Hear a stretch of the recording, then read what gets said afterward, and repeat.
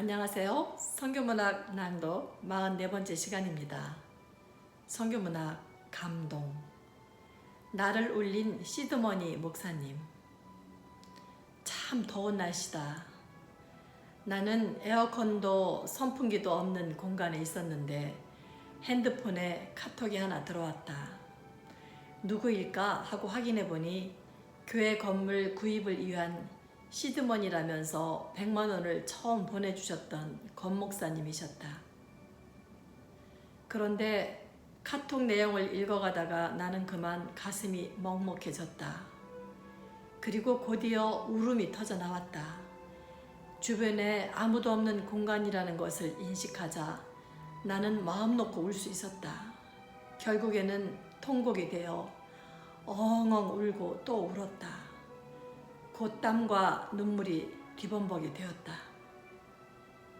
그리고 나는 하나님께 말을 걸었다. 누가 봤다면 혼자 중얼거리는 것으로 봤겠지만 말이다. 하나님, 제가 뭔데 이런 사랑을 받나요? 왜 그 목사님이 그렇게 우리 교회 때문에 안타까워하는 마음을 갖게 하시나요? 하나님, 제가 뭐길래 저를 이렇게 사랑해 주시나요? 엉엉엉 눈물이 하염없이 흘러나왔다. 권 목사님이 내게 보낸 카톡은 오늘이 마감입니까? 16일이 마감입니까? 소식이 더 없어서 제 속이 타서 다시 종잣돈을 겨우 만들어 보냈습니다. 이런 내용이었다. 원래 16일은 교회 건물 잔금을 치르기로 한 날이었다. 하지만 나는 하루라도 늦추어 보려고 애를 썼다.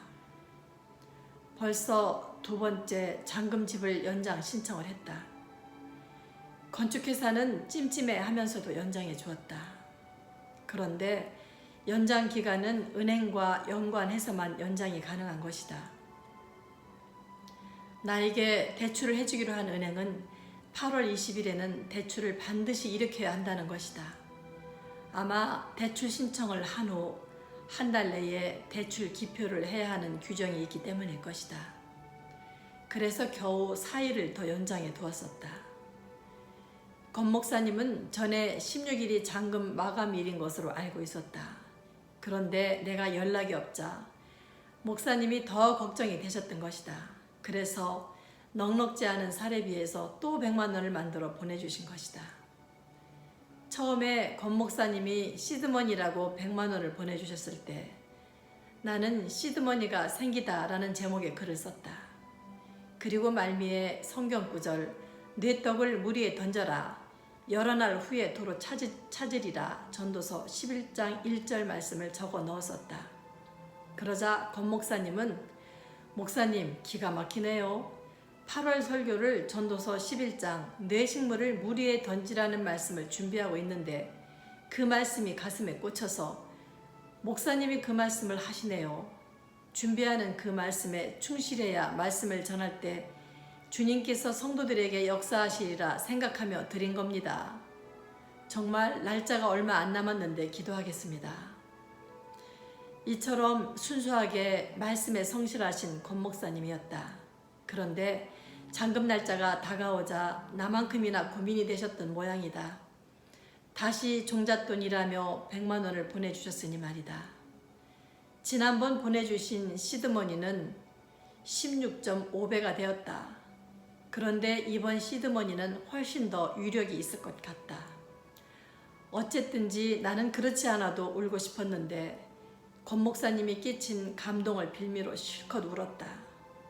더 정확하게 말하면 권 목사님을 통해서 주님을 만났던 것이다.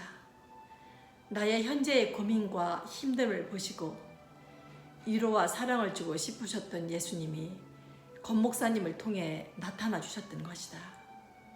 성도는 울어야 할 때는 울어야 한다. 지금 나는 울어야 한다. 교회 건축뿐만이 아니라 이 나라 이민족을 위해 한국교회를 위해 울어야 한다. 울 수 있는 것은 축복이다. 마음이 상한 자에게 하나님은 찾아오시기 때문이다. 권 목사님은 우리 지은나교회 건축 금액의 씨앗인 시드머니를 보내주셨을 뿐 아니라 회개의 눈물의 씨앗도 보내주신 셈이다. 이젠 권 목사님 별명을 씨앗 목사님이라고 불러드려야겠다. 로마서 12장 15절 말씀. 즐거워하는 자들과 함께 즐거워하고 우는 자들과 함께 울라. 로마서 12장 15절 말씀.